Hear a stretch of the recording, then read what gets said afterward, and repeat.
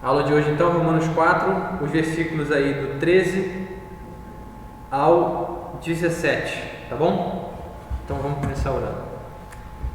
Senhor, obrigado por essa manhã, pelo privilégio que o Senhor nos dá da gente poder estudar a sua palavra.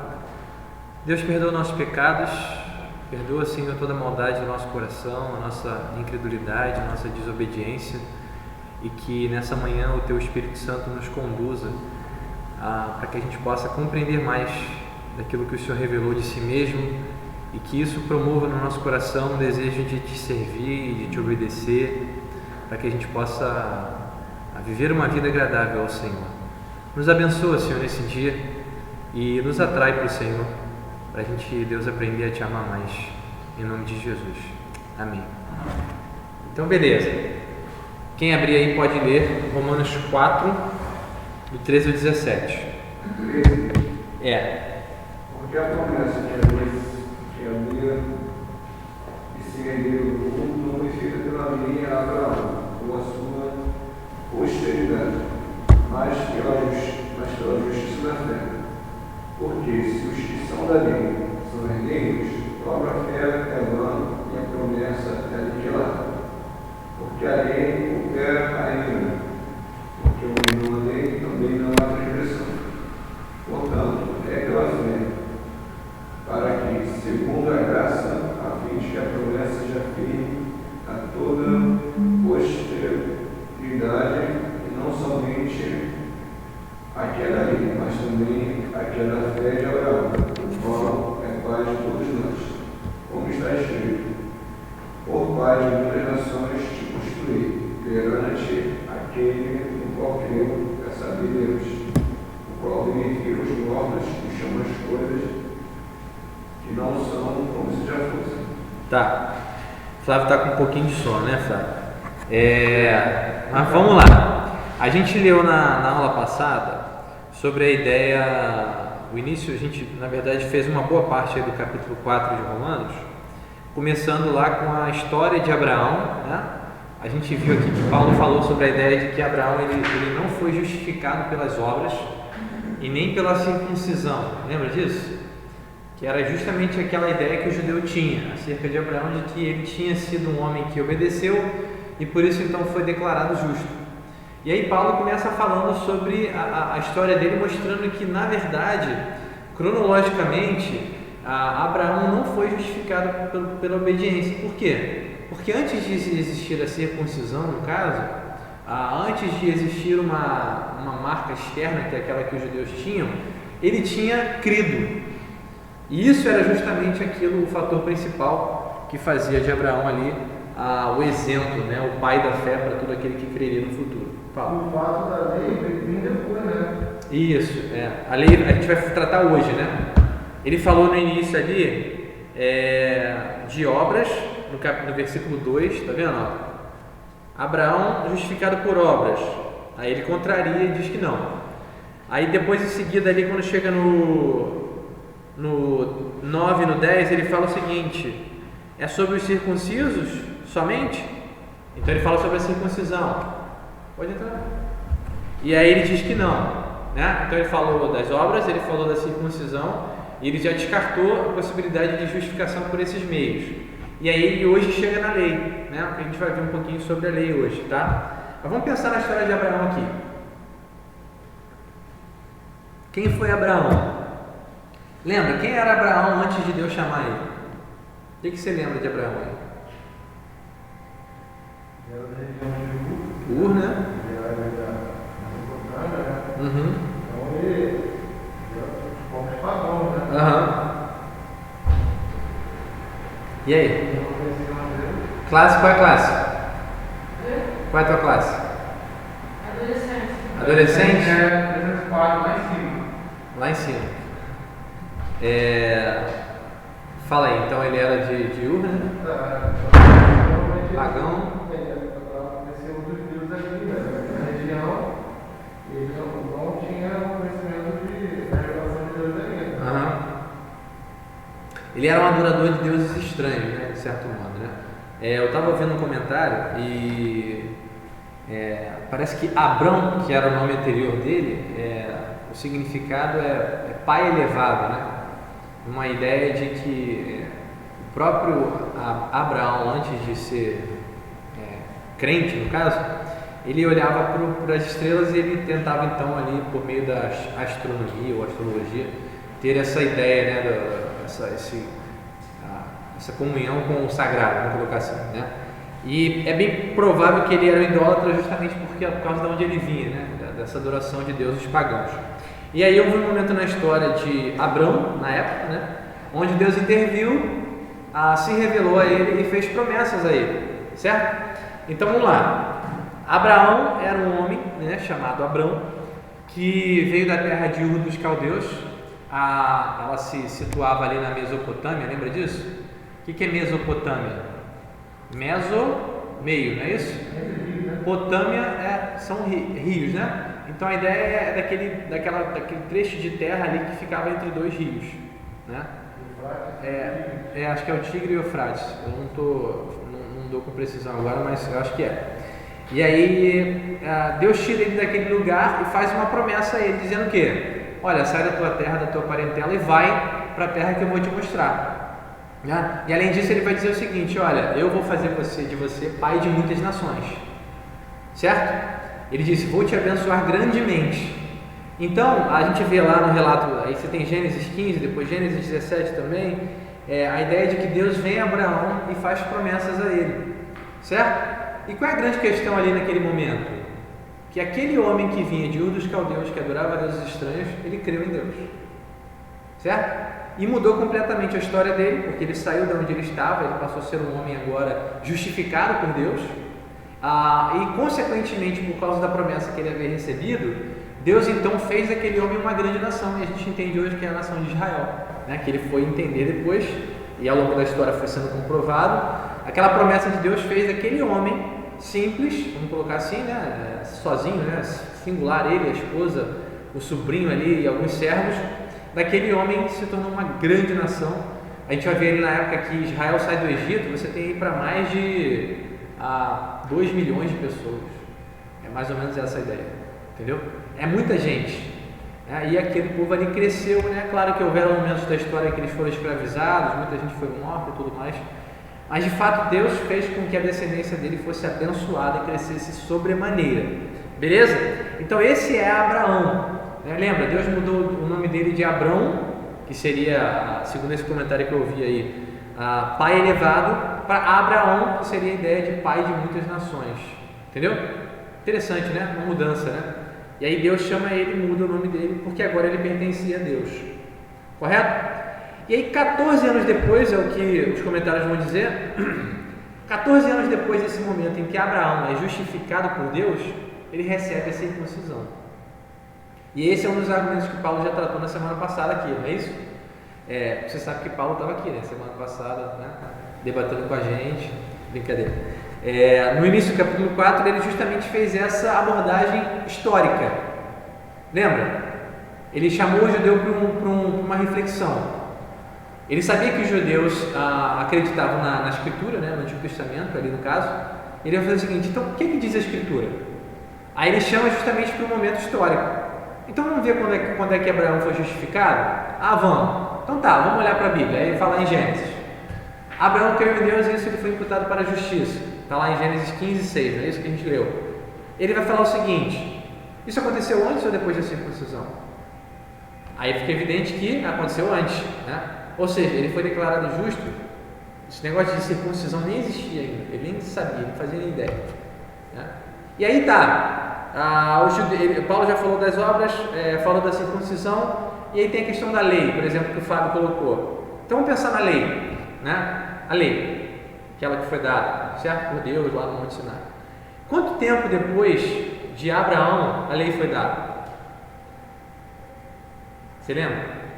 Quando Israel se estabeleceu como nação. Quando Israel se estabeleceu como nação, quando? A lei, lembra? Qual foi o evento principal onde a lei foi dada?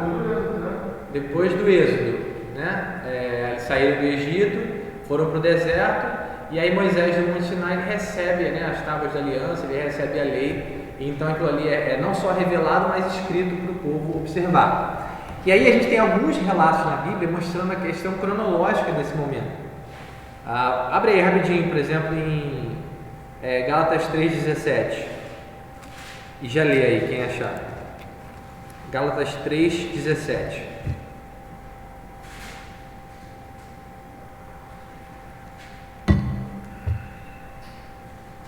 Mas digo isso, que tendo sido o testamento de Deus, alguém que vive 430 anos depois não foi invalida, de forma a abolir a promessa. Então aí tem a questão cronológica, né? Paulo, em outro texto, falando sobre basicamente o mesmo assunto, vai dizer que a lei veio 430 anos depois daquela promessa feita a Abraão. Certo? Então não poderia ser, por exemplo, o que ele vai tratar hoje do tema, né, que a gente leu, herdeiro da promessa, aquele que fazia parte da lei. Correto? Por quê? Porque a própria promessa ela veio muito antes da lei ser dada. Entendeu? Então essa promessa que foi dada anteriormente naquela aliança com Abraão não tinha nada a ver com a lei. É claro, a lei pode ter sido até uma consequência disso, né? Um fruto daquilo ali, de Deus querer instruir o seu povo e tudo mais. Mas a lei propriamente dita, ela veio depois. Então aí, vamos para o texto. Ele vai falar sobre um termo aí interessante, a questão do herdeiro, não é isso? Herdeiro do mundo, né? Interessante essa expressão, vamos lá. Romanos 4,13. Não foi por intermédio da lei que a Abraão ou a sua descendência coube a promessa de ser herdeiro do mundo, e sim mediante a justiça da fé. Vamos pensar nessa ideia aqui de herdeiro do mundo em primeiro lugar, tá? Eu tinha colocado ela depois, mas eu acho que ajuda a gente um pouco a entender. O John Stott ajuda a gente um pouquinho a entender o que seria essa ideia de herdeiro do mundo, tá? Você tinha, ele traça 3 abordagens. Uma ideia ali meio que histórica, vamos colocar assim, né? Daquela promessa de que Deus daria a Abraão a terra de Canaã, correto?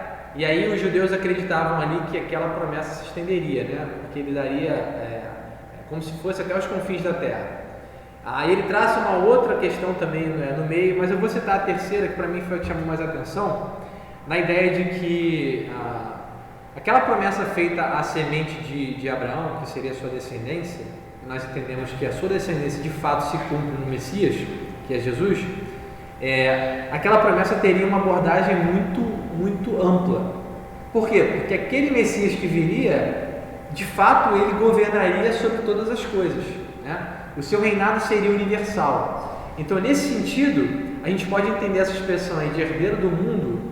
Eu achei mais fácil resumir nessa questão do Messias, ainda que você tenha outras coisas juntas, tá? Para entender esse termo aí, herdeiro do mundo. Mas vamos pensar nisso. Você diz que,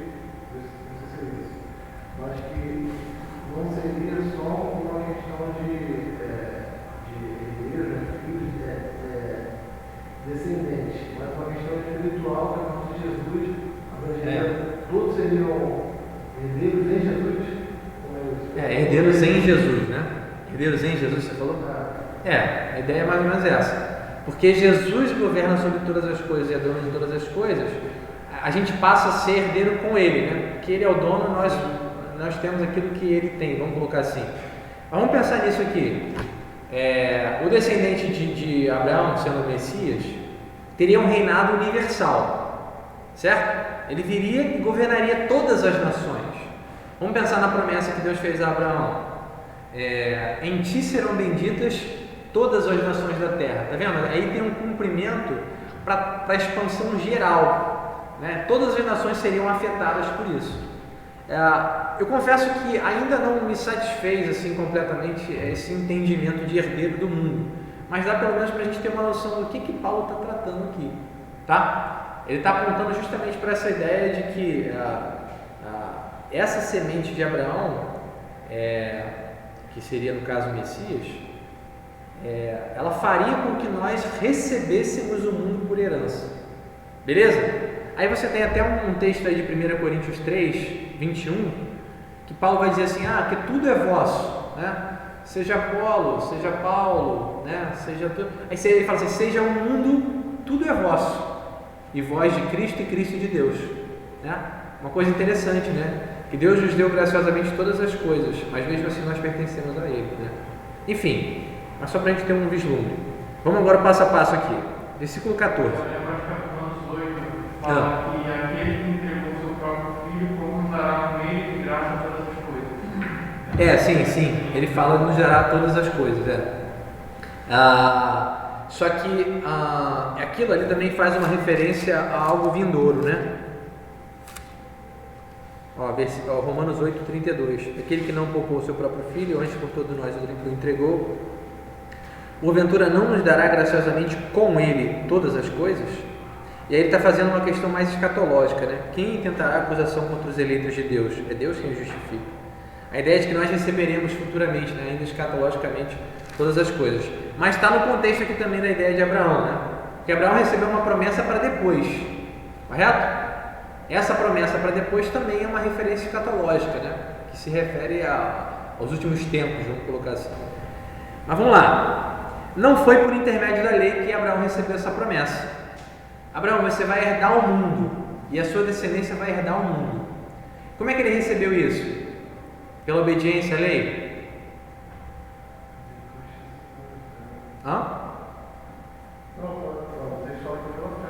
Aí ele vai dizer assim, não, né?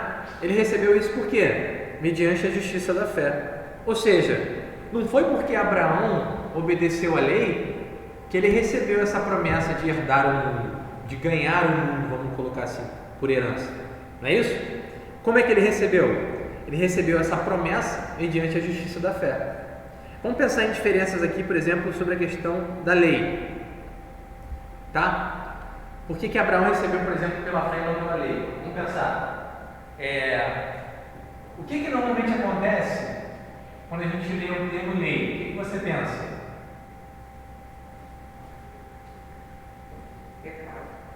Normas, isso. Vou botar aqui para ficar mais fácil, ordens, tá bom? Certo? Beleza? Então o que ela diz? A lei diz o quê? Faça isso. Certo? A ideia é mais ou menos essa. A lei diz faça isso. Tá vendo aí, Eduardo? Tá meio embaçado, né? Tá, beleza. A lei diz faça isso, certo? A justiça da fé se baseia na promessa. O que é a promessa? Vamos lá. A promessa, ela vai para um outro caminho. Qual é o caminho da promessa? Não, tá, mas por exemplo, a lei são ordens, a promessa normalmente se resume no quê? Vou fazer, vamos colocar assim, né? Confiança, vamos colocar assim. Confiança.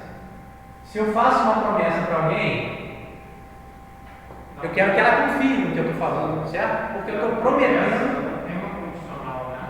Não tem uma condicional, diferentemente da lei. A lei tem uma condicional, correto?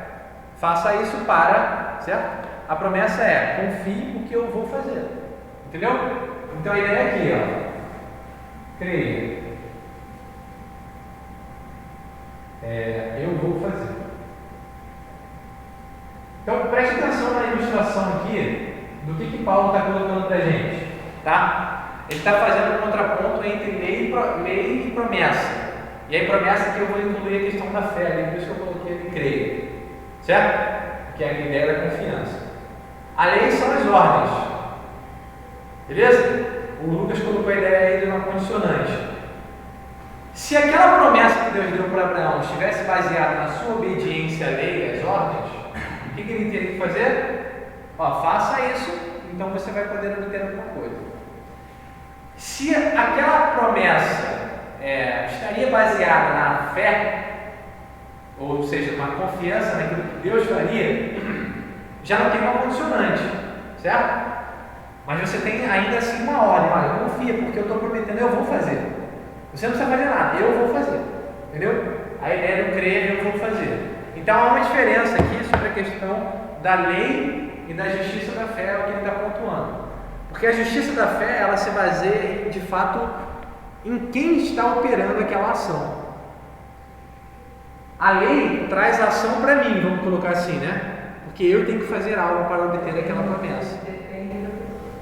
A lei E aí quando eu penso na questão da fé, eu deposito toda a minha confiança em Deus, certo?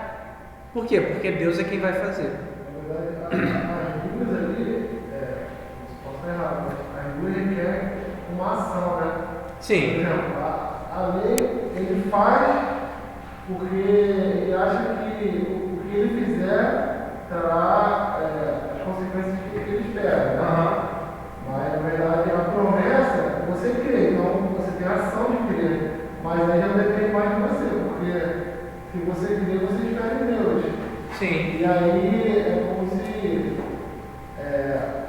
a promessa, ela tira do homem o controle, né? Mas, por exemplo, você falou que a fé também é uma ação, correto, beleza.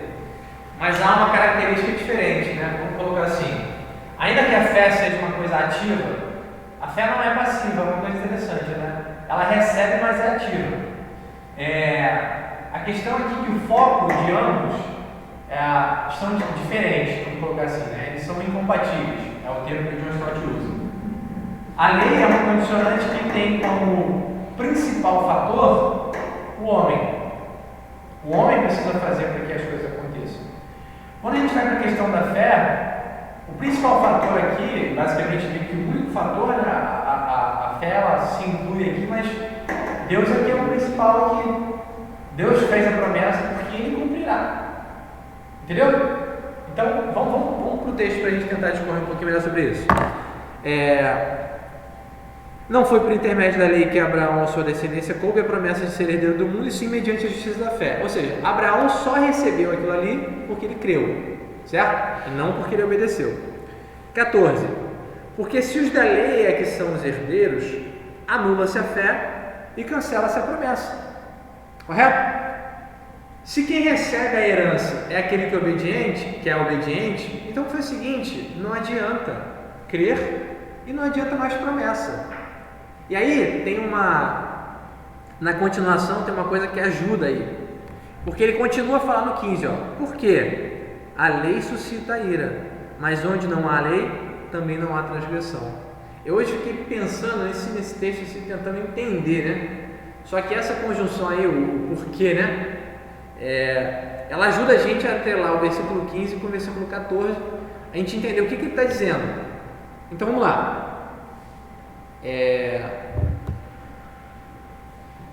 A gente falou aí, né? Tanto anula-se a fé quanto cancela-se a promessa, beleza? Se é pela obediência à lei, não adianta crer, adianta fazer e obedecer. Só que qual é a grande questão do fazer e obedecer? Ninguém é capaz, correto? É isso que o 15 vai dizer, porque a lei suscita a ira. Lembra que a gente já estudou de Romanos, né? O propósito da lei, correto? Qual é o propósito da lei? Mostrar o pecado, condenar, correto? Esse é o propósito da lei. A lei suscita a ira, mas onde não há lei, também não há transgressão. Presta atenção nesse versículo aí, vamos lá. Essa ira seria a ira de Deus, né? A ira de Deus, A lei suscita a ira de Deus, tá? Se eu tenho aí uma pessoa que quer obedecer para ser herdeiro do mundo, ou herdar a bênção de Deus nesse sentido, ele vai estar num problema. E qual é o problema? A lei, que seria as ordens para que o homem seja obediente, ela não foi dada com o intuito de receber as coisas de Deus. Qual é o intuito da lei de Deus? Condenar, revelar o pecado, correto? Apontar para Jesus.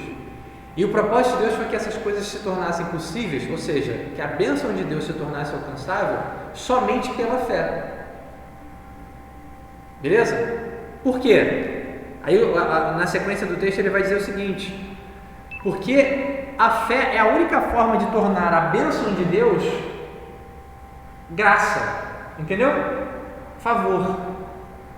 Se não for pela fé, a bênção de Deus já não é mais um favor. Se for pelas obras, a bênção de Deus é aquilo que ele vai tratar no início lá do capítulo que ele fala sobre a questão da dívida, lembra?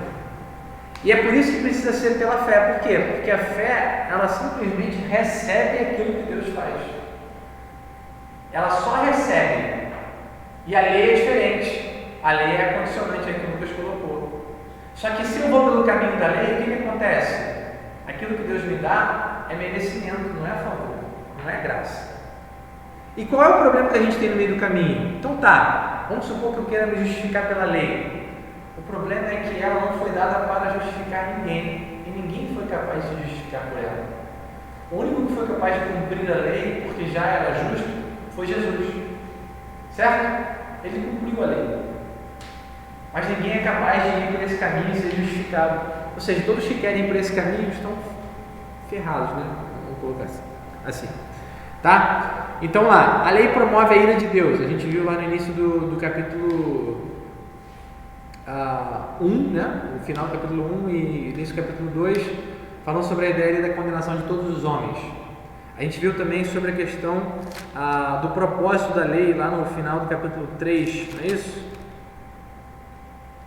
Qual é o propósito da lei?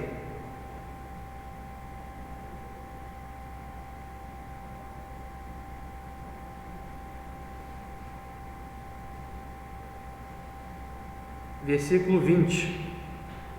Visto que ninguém será justificado diante dele por obras da lei, em razão de que pela lei vem o pleno conhecimento do pecado. Ou seja, se fosse por causa da lei, cancela-se a fé, né? Cancela-se a promessa e anula a fé, porque não faz sentido, já perderam seu valor. Então a lei ela tem um propósito definido por Deus que nunca foi salvar o homem, correto? Está dando para entender? Então vamos fazer aqui um esqueminha aqui. Está meio truncado aqui o assunto, mas confesso que eu também tive dificuldade aqui com essa questão do entendimento do texto, tá? Mas vamos colocar um esqueminha que o John Stott ajuda a gente a fazer. Seguinte. Você tem aqui a ideia.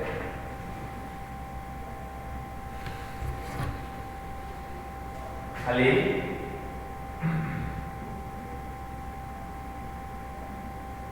Lei. Ô Lucas, vê para mim se tem uma outra caneta ali, por favor. Melhor.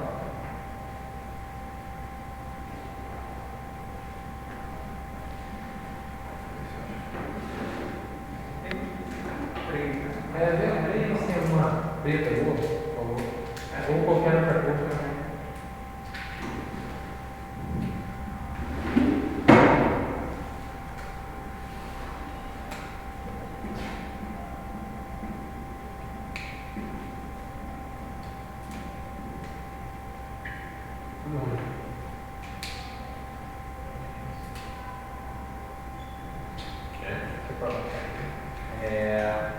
Vamos lá, lei, aí está escrito aí, obediência, transgressão e ira, beleza?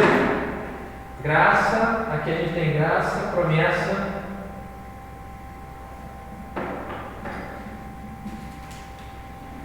fé e bênção, fé e bênção. Vai jogar fora para deixar na gaveta? Não, porque vocês fazem Deixa aí, isso aí. Sei quem trata disso. Vamos lá. Paulo está fazendo uma argumentação aqui baseada em conceitos, tá? Em conceitos que são o termo que o John Stott usa é a ideia de incompatíveis. Quais são os conceitos incompatíveis? Lei, correto? E graça, ou lei e a justiça que vem da fé, que é pela graça. Vamos pensar aqui. No texto a gente tem aí o seguinte. O que a lei promove? A lei ordena a obediência, correto? Só que aí o que acontece? Ninguém obedece. Ela revela o pecado, certo?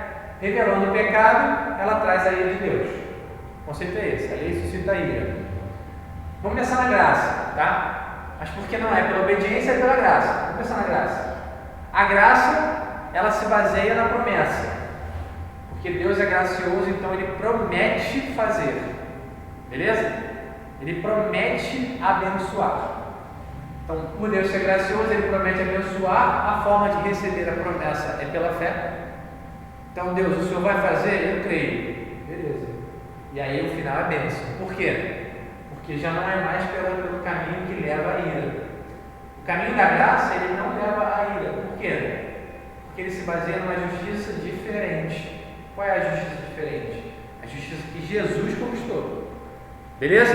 Vamos olhar para o texto para a gente tentar entender. Pois se os que são da lei que são herdeiros, anula-se a fé e cancela-se a promessa. Porque a lei suscita ira, mas onde não há lei, também não há transgressão. Ou seja, aqui ele já fala sobre a ideia do propósito da lei.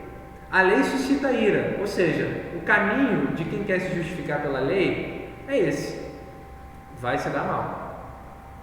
E aí, fala. Quando a gente lê, a gente acha que tem uma contradição aí, né? Assim, pelo menos como você vê pela vez, assim, passa os problemas, parece que tem uma contradição. Quando você entende o sentido, o texto começa a ficar mais claro, né? Porque essa parte ali, onde não há regressão, você fica.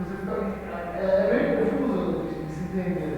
Aí depois que agora deu uma variada bem mais assim no contexto. Hoje eu fiquei pensando por que ele colocou isso também, né? Porque esse versículo 15 está atrelado com o versículo 14, né? Que ele vai falar o seguinte, olha, se quem vai receber a bênção são os da lei, a fé e a promessa já não tem mais validade, correto? Porque a lei suscita ira, ou seja, o propósito da lei não é salvar ninguém. Então esses caras estão fritos. E aí ele fala o propósito da lei, né? Mas onde não há lei também não há transgressão. Ou seja, ela foi adicionada por causa das transgressões. Certo? Para revelar o pecado. Para oferecer uma maneira justa de Deus revelar o pecado e condenar o pecador. Certo? Então onde não há lei também não há transgressão. Então ela foi adicionada por isso. Beleza? Então basicamente uma coisa meio que assim, en passant, mas ajuda a gente a entender por que esse versículo está aí, né? Por que Paulo está falando disso. Mas a gente tem que pensar no tema principal. Ele está contrastando aqui agora a questão da lei com a questão da graça. Versículo 16. Essa é a razão por que provém da fé. Ou seja, ele acabou de falar que não provém da lei e disse o propósito da lei, certo? Agora ele vai falar da fé. Essa é a razão por que provém da fé, para que seja segundo a graça, a fim de que seja firme a promessa para toda a descendência, não somente ao que está no regime da lei, mas também ao que é da fé que teve Abraão. Então, é aquilo que a gente já falou, né? Há uma maneira correta de salvar o pecador. Lembra? A justa maneira de Deus justificar o ímpio. Qual é a justa maneira? Não pela obediência às obras. A única maneira justa de Deus justificar o pecador também não é perdoando o pecador sem condenar ninguém. Qual era a única maneira então? Condenar o justo. Certo? Jesus, ele era justo e foi condenado no lugar daqueles pecadores. Ou seja, ele efetuou um pagamento à ira de Deus. É aquilo que a gente chama da propiciação, não é isso? De que Jesus então, ele aplacou a ira de Deus contra nós e recebeu em nosso lugar, nos substituindo. Esse é o sacrifício substitutivo. Beleza? Então, por causa disso, agora a gente pode receber essa bênção de Deus. Então, vamos lá. Deus estipulou uma maneira de receber. E só há uma maneira que transforma o negócio em graça, em favor e não em dívida de Deus com a gente. Qual é? A fé. Beleza? Já falei aqui que a fé é uma coisa ativa. Ainda que você faça questão de receber, e receber é uma coisa passiva, né? Vamos colocar assim, mas a fé é algo ativo, eu preciso fazer coisas. Né? Mas vamos pensar na fé aqui. A gente já falou há um tempo atrás que a fé é como se fosse uma ponte, lembra? Ou um braço, que me conecta a alguma outra coisa, ou seja, ela tem como objetivo alcançar um objeto. Beleza? Qual é o objeto da minha fé? É Deus. A fé ela nunca é um fim. E aí Paulo vai dizer, é por isso que é pela fé. Se a fé é uma maneira de receber algo, é unicamente assim que o favor de Deus em salvar o pecador pode ser chamado de favor, de graça, certo? E não de dívida. Porque se não for pela fé, o único outro caminho é como? O merecimento, certo? E aí você tem dois problemas com a questão do merecimento. A primeira é que se for por merecimento, acaba com toda a possibilidade de ser favor de Deus, passa a ser uma dívida. E o segundo problema é que se fosse merecimento também, se as pessoas quisessem fazer, elas nunca conseguiriam. Então se Deus nos entregasse a esse caminho, então faz o seguinte, obedece. Obedece para você ser salvo, então. Todo mundo ia ser condenado. Por quê? Porque ninguém consegue. Correto? Porque a lei não foi dada para isso. Então vamos lá. A salvação então ela é um favor, ela não é uma dívida, né? Foi o que Paulo tratou nos versículos 4 e 5. Então é assim necessário alguém receber. Eu recebo o favor de Deus.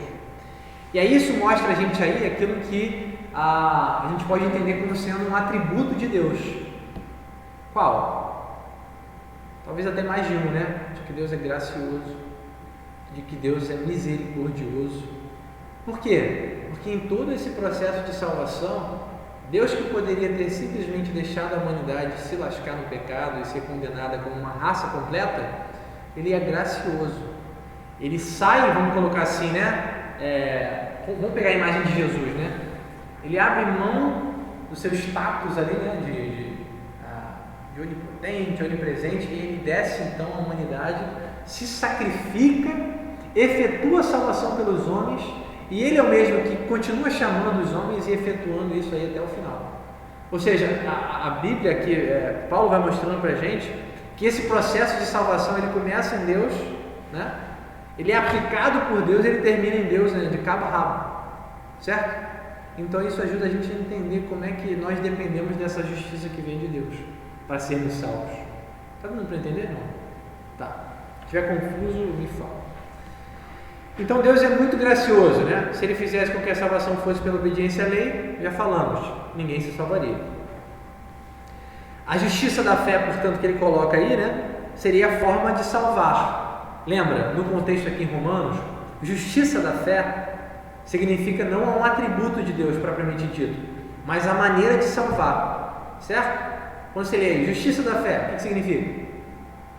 Maneira de salvar, ou justiça pela fé, a maneira de salvar de Deus, que é pela fé, e não propriamente um atributo divino. Beleza? Isso aí sempre você tem que perceber as coisas no contexto. O que Paulo está tratando nesse contexto aqui? E aí as palavras começam a ter essa conotação por causa do contexto.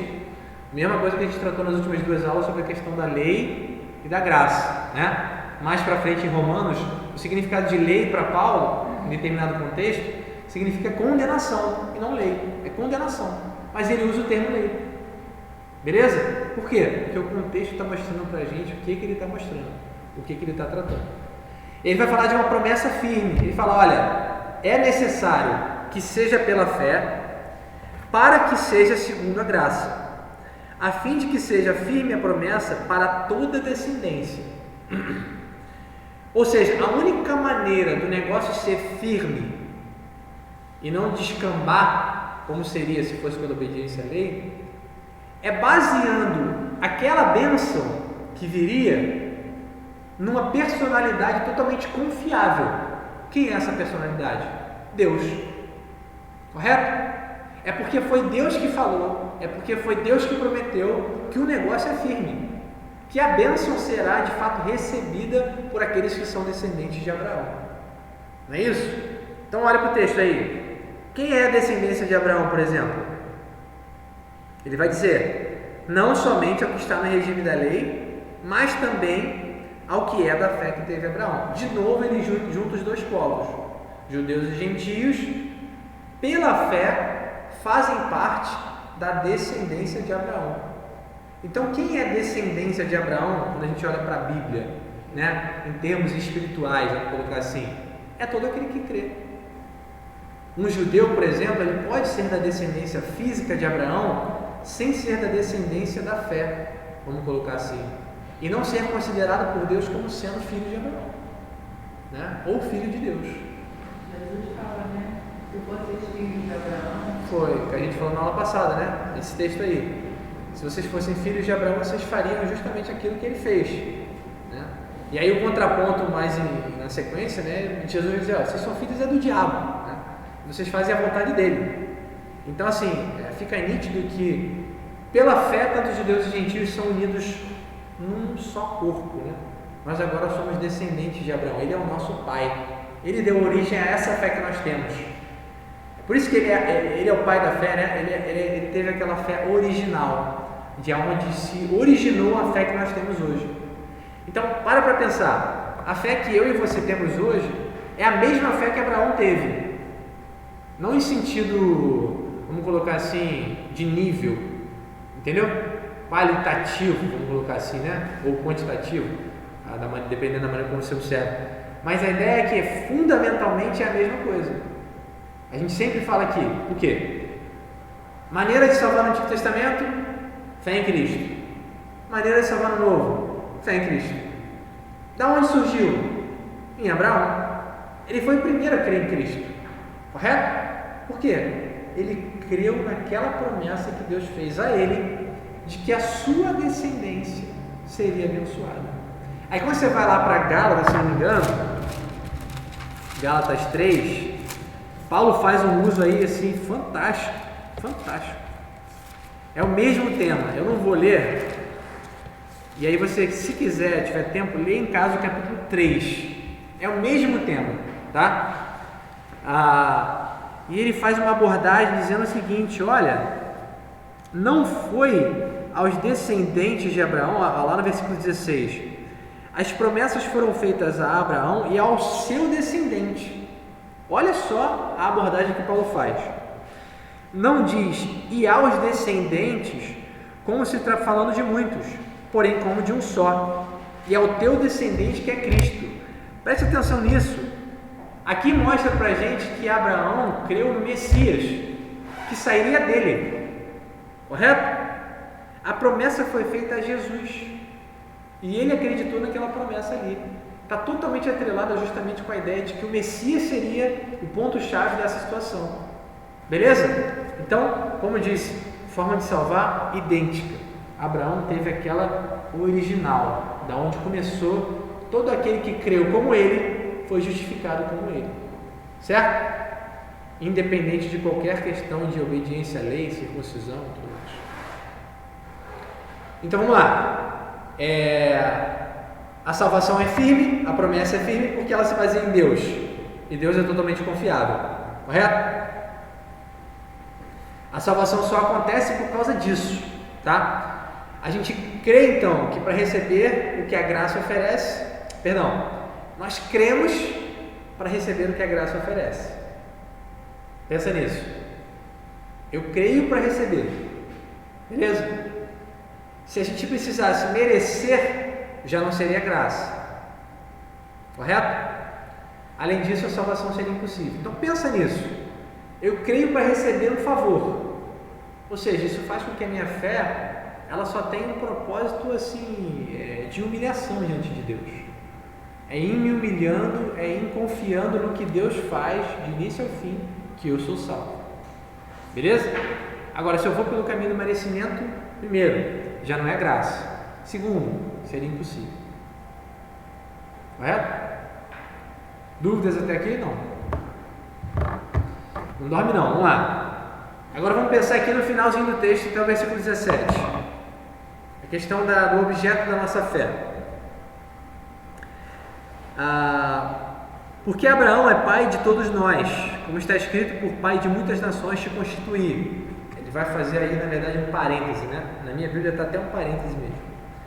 Mas o texto que a gente quer é isso aqui, ó. Mas também é o que é da fé que teve Abraão, perante aquele no qual creu, o Deus que vivifica os mortos, e chama à existência as coisas que não existem. Então, vamos pensar aqui. Essa fé que Abraão teve, que fez dele ser chamado um homem justo, ser considerado um homem justo, ela tinha um objeto. Ou seja, não era aquilo que a gente falou nas aulas passadas, a ideia do fideísmo, lembra disso? Qual é o objeto da fé de Abraão? Ele simplesmente saiu da terra de Ur dos Caldeus para qualquer lugar por uma voz que ele ouviu? Não. O texto bíblico vai dizer que Abraão creu no Deus que vivifica os mortos e chama à existência as coisas que não existem. Há um fundamento muito bem, como é que posso dizer, sólido, né? para embasar o que aconteceu com Abraão, para embasar o que ele creu e por que ele creu, certo? Ele creu num Deus verdadeiro, não naqueles deuses que ele tinha lá, por exemplo, na terra dele, né? Feitos pelas mãos de homens ou pela imaginação dos homens, mas ele creu num Deus verdadeiro. E aí a gente tem uma coisa até que o John Stott pontua o seguinte: a gente tem hoje uma vantagem. Por quê? Porque Abraão, ele creu e ele nem tinha visto aquelas coisas se comprovarem, certo? Ele teve que confiar. Ele confiou no Deus verdadeiro e depois o Deus verdadeiro cumpriu as suas promessas. Hoje a gente tem uma vantagem porque a gente olha para trás e a gente vê todas essas promessas sendo cumpridas. Ele prometeu para Abraão. Abraão olhava para frente assim, Deus vai fazer. Realmente, eu não sei, mas ele vai fazer. Certo? Muitas das promessas que Deus fez, ele nem viu cumpridas. O texto bíblico vai dizer, né? Jesus vai dizer que ele salvou vindo de longe, não foi? E aí o que a gente faz hoje? Né? Nós estamos aqui 2000 anos depois de Jesus, né? Talvez aí, sei lá, mais de 3.000 anos, né? Depois de Abraão. A gente olha para trás e fala assim, caramba lá, Deus prometeu, Deus cumpriu, e cumpriu, e cumpriu, e o cumprimento final das coisas foi qual? Jesus. Ele veio como aquele cumprimento, ele se deu e tornou aquilo possível para todo mundo. Então a gente hoje tem uma vantagem de não só crer no Deus verdadeiro, mas também crer e ver as evidências de que esse Deus fez. Correto? Beleza? Vamos pensar aqui nas duas coisas que Paulo está colocando aqui. Ele coloca sobre a ideia do Deus que vivifica os mortos, né? Ou seja, Deus aqui exerce um controle sobre aqueles que já morreram. Talvez seja uma referência mais clara até sobre Jesus, vamos colocar assim, né? Deus deu vida a Jesus, estando ele já morto. Mas ele vivifica os mortos, independente de se foi só Jesus ou não. Ele tem esse poder sobre aquilo que os homens não têm controle, que é a morte. Beleza? E a segunda, ele chama a existência as coisas que não existem. A questão aí da criação, certo? Abraão tinha uma fé racional, não é isso? E aí a gente entende que a fé ela é racional porque ela se baseia em algo que a minha razão pode experimentar. Não é uma coisa esotérica nem sentimental. Ela é racional. Ela tem um fundamento, tem um porquê do que eu acredito. Mas ela também é suprarracional, né? Aquilo que o John Stott pontua e que quem comenta sobre esse tema é o Hernandes Dias Lopes. Ele fala assim, a nossa fé ela é suprarracional. Qual é a ideia da fé ser suprarracional? Ela está baseada numa razão, mas ela vai além das coisas racionais humanas. Beleza? Então, qual é o exemplo de Abraão? Ele creu perante o Deus que vivifica os mortos e chama a existência as coisas que não existem. Para pensar nisso. Você quer, por exemplo, que surja uma caneta na sua mão. Beleza? Só que não existe nenhuma caneta no planeta Terra. Isso é muito exagero, né? Estamos na sala, não existe nenhuma caneta aqui. Eu quero que se materialize aqui na minha mão agora uma caneta.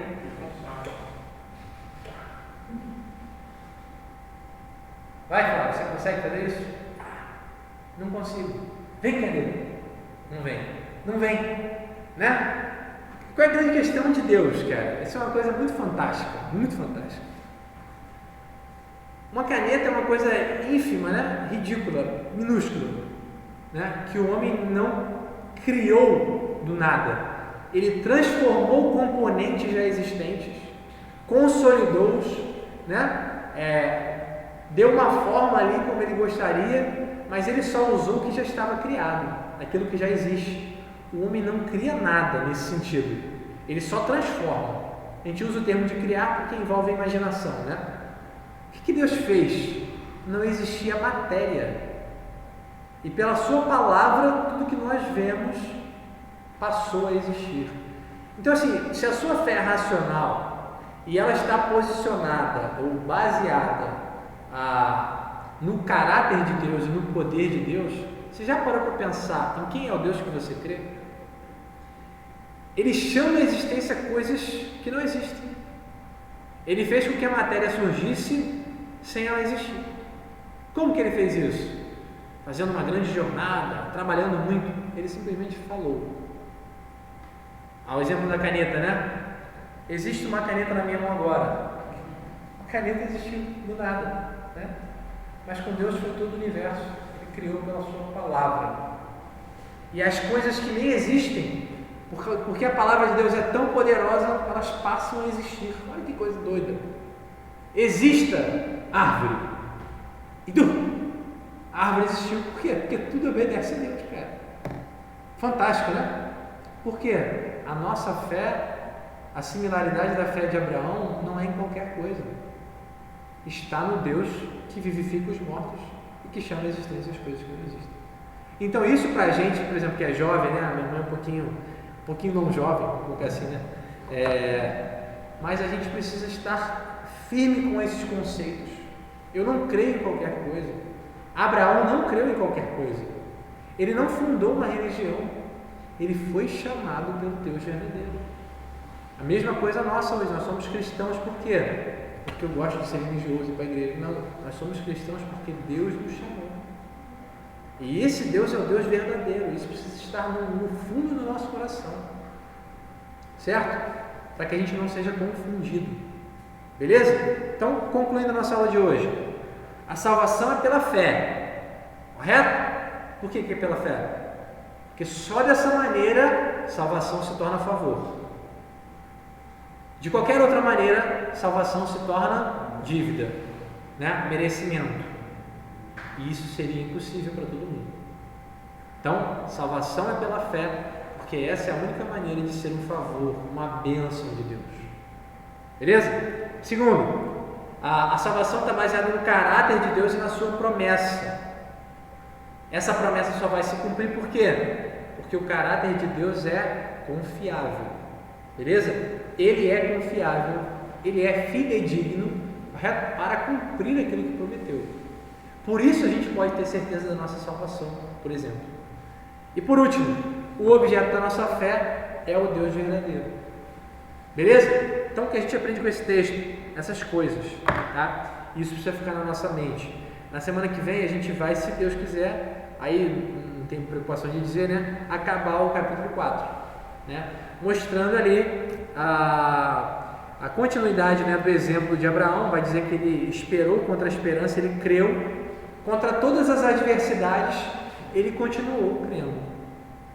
Correto? Por quê? Ele confiou naquilo que Deus disse, né? Deus era confiável para fazer, então ele confiou e recebeu aquilo ali pela fé. Não por merecimento, mas por graça. Beleza? Encerramos aqui então? Então tá. Bom, a aula, o assunto ficou um pouco truncado, né? Mas eu acho que se você estiver acompanhando o raciocínio de Paulo, cada vez vai ficando mais claro o Evangelho na nossa mente. O papel da lei, o que é fé, o que é graça, entendeu? O caráter de Deus. Então, tente sempre acompanhar as aulas para a gente tentar ir avançando, porque cada coisa que Paulo vai tratando em Romanos, ela passa a ser dependente dos fundamentos. Ela passa a ser dependente disso. Percebe? A gente começou a introduzir agora a questão aqui da soberania de Deus. Aí quando vai chegar lá em Romanos 9, né? Soberania de Deus, meu Deus. Enfim, a soberania de Deus, a salvação, ela é exclusiva de Deus. Deus efetua a salvação. O que é a fé, portanto? Eu só recebo. Eu me rendo, certo? E aí você tem toda aquela questão, se Deus é que dá a fé, se o homem é que tem fé, enfim, a gente vai chegar lá, tá? Fique em paz, né? Fique em paz. Mas a minha ideia é, permaneça, estude, pense, tá? Como eu falei, as aulas estão gravadas aqui, se você tiver tempo e quiser, abre lá a aula, vê lá um trecho do que você viu, entendeu? E a gente conversa, joga no grupo. O grupo está ali para isso também. Pô, vamos pensar isso aqui de novo, não ficou claro? Pô, vamos, entendeu? Tá ali para isso mesmo. Por enquanto só eu falo, né? Mas eu quero que vocês falem também, tá bom? Acho que vai ser uma coisa boa. E aí semana que vem a gente continua. No capítulo 5 a gente tem aí, um tema muito bom, né? Justificados, pois, pela fé, temos agora paz com Deus. A ideia de que antes nós não tínhamos paz com Deus, né? Estávamos em constante conflito com Ele, mas agora pela fé nós temos paz. E aí introduz então a questão da paz com Deus, correto? Então vamos finalizar? E a gente vai para o culto e semana que vem a gente está aqui firme e forte, se Deus quiser, tá bom? Então vamos orar. Senhor, muito obrigado por esse dia. Apesar de toda a minha incapacidade em transmitir, Deus, o conteúdo da Tua Palavra, eu sei que o Senhor é bom, Deus.